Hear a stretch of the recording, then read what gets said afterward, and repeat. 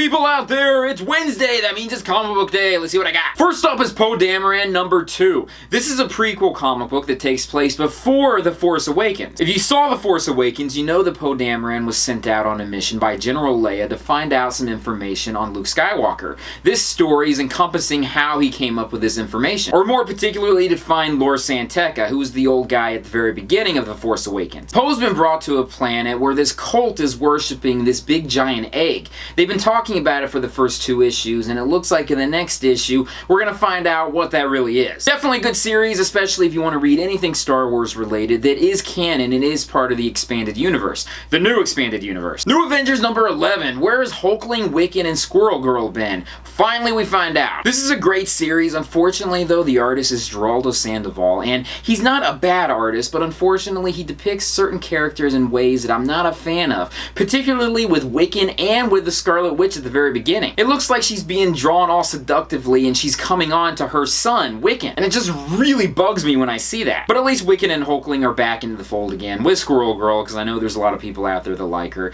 so at least we don't have to worry about them being in limbo for the rest of the series. Walking Dead number 154. We may or may not have had a death at the end of this issue of a character that's been there for a long time. I'm really hoping that this character is going to pull through. I really hope they don't kill them off, but you never know. Walking Dead, anyone can die at any point. The premise is, though, is that Negan escaped. He's joining up with the enemies to Rick and all of his people in Alexandria. These are a bunch of people called the Whisperers. They cover themselves in the Walking Dead bodies so that they're not attacked, but they're also really weird and almost zombie-ish themselves. Sam Wilson, Captain America number 9. It looks like Sam Wilson is going to continue on being Captain America, even though Steve Rogers has returned back to his normal state, and he's also Captain America. I like the idea of Sam Wilson being Captain America, and I also like the idea of Steve Rogers coming back and him doing the more cosmic Captain America thing, similar to the way that Peter Parker is doing the whole Spider-Man thing, while Miles Morales is also Spider-Man. Batman Beyond number 12. I feel like the writers were told by DC upper management to just get rid of Tim Drake in any way they possibly can, and in this issue it looks like they're going down that path. We already knew that Terry McGinnis was going to be taking back the Batman Beyond mantle from Tim Drake,